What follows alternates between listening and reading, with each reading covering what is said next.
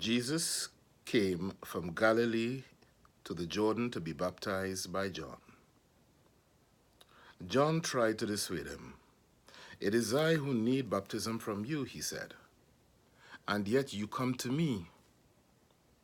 But Jesus replied, "Leave it like this for the time being. It is fitting that we should, in this way, do all that righteousness demands." At this, John gave in to him. As soon as Jesus was baptized, he came up from the water.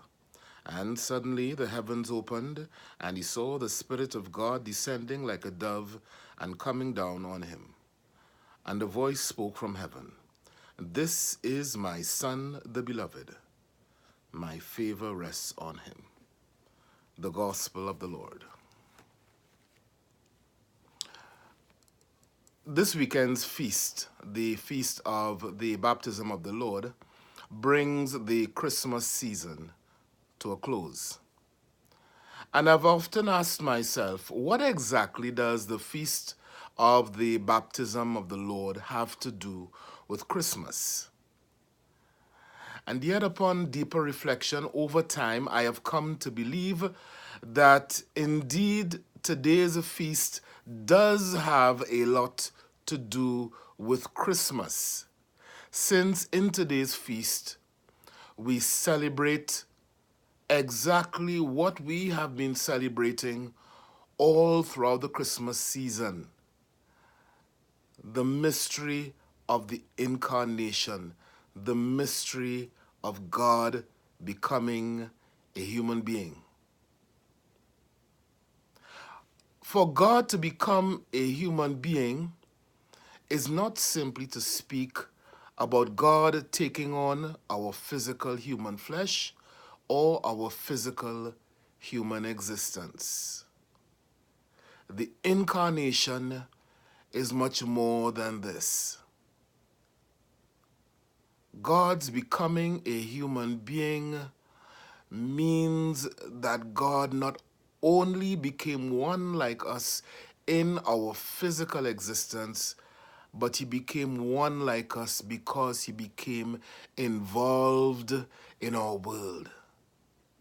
And so the solemnity or the feast of the baptism of the Lord celebrates Jesus getting involved in his world in a personal and conscious way.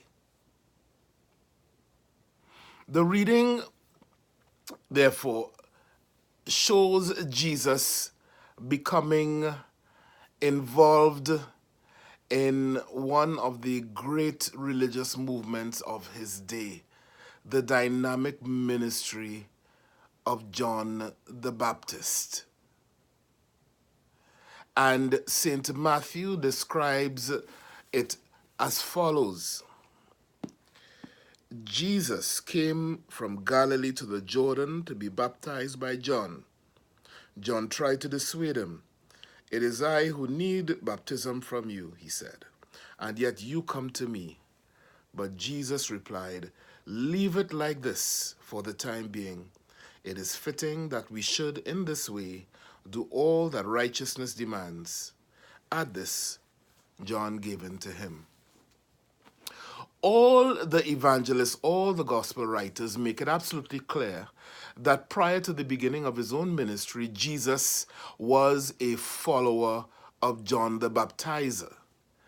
Yet Matthew's account of Jesus' baptism in the River Jordan by John manifests a certain embarrassment that Jesus, in regard to the fact that Jesus was indeed a follower of John and in fact submitted himself to John's baptism. We see John telling Jesus, "It is I who need a baptism from you, and yet it is you who come to me."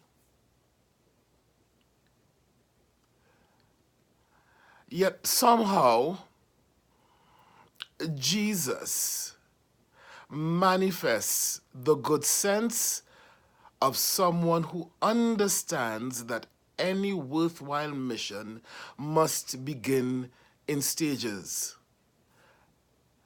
Before one walks, one must learn to creep. Before one sets up oneself as a teacher, one must set up oneself to become a student. And so Jesus willingly becomes a student, a disciple of John the Baptist. In fact, as the Gospels will show, all the major themes of John's preaching, such as the call to repentance, the need for personal conversion, all the major themes of John's preaching are also major themes in the preaching of Jesus of Nazareth. The second striking thing about this account of the baptism is that Jesus also manifests the attitude of someone who enhances his own authority because he is free enough to recognize and respect the authority of others. And this is something that is so much needed in our world. Jesus does not think it beneath him to become a disciple of the Baptist. Indeed, Jesus is able to say to John, let it be like this for the time being. It is sufficient that we do this so that we fulfill all that righteousness demands. Many years ago, whilst studying here in Toronto, I traveled down to New York to visit my aunt. And in those days, Auntie lived not far from a Catholic church. And on a given day of the week, I went off to Holy Mass. On that day, there was no Mass, but there was indeed a layman conducting a Eucharistic service. And he did a very good job. And at the end of the service, then I congratulated him for his wonderful service, and then I introduced myself. And he was embarrassed, the way John was embarrassed. And he said, "Father, why didn't you tell us that you are a Catholic priest?" And I said to him, "Well, in the first place, I have not yet introduced myself to your pastor. And the second thing is that I really don't have permission to say masses over here." But what was really, really important for me in that incident was that I paid due respect to his ministry as the duly assigned minister to lead the community's worship at that point in time. And that was far more important than underscoring my own importance as a priest. Indeed, in my own way, by becoming a willing participant in this man's ministry, by respecting his own authority, I was in fact attempting in my own way to do all that righteousness demands.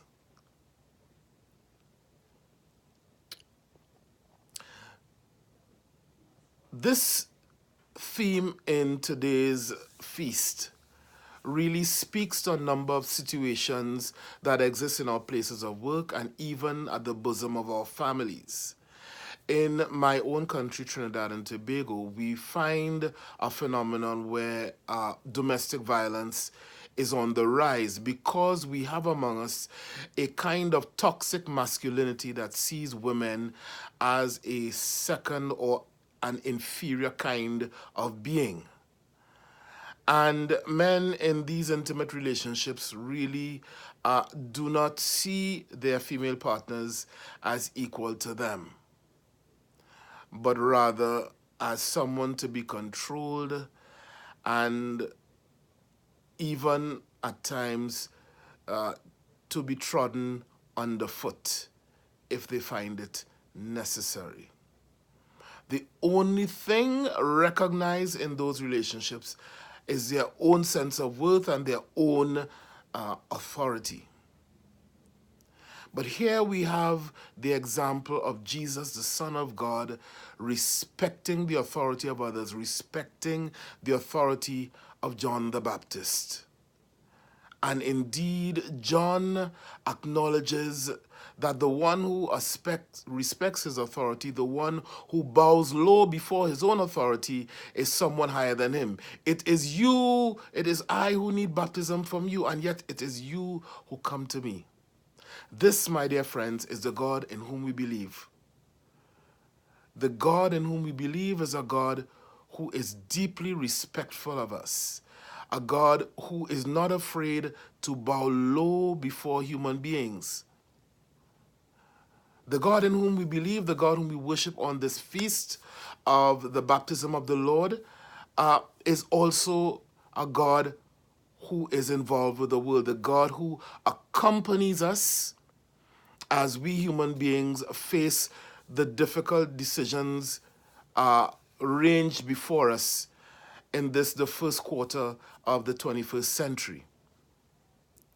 Like in many parts of the world, here in Ontario, we struggle to find a balance between,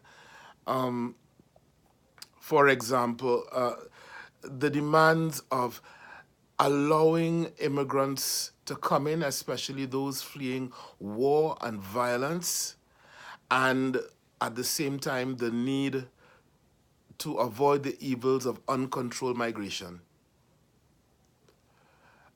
Ontarians find themselves before the challenge of balancing, on the one hand, the need to eliminate those technologies which worsen our climate crisis, and on the other hand, the need to make use of some of those very technologies to provide jobs for human beings.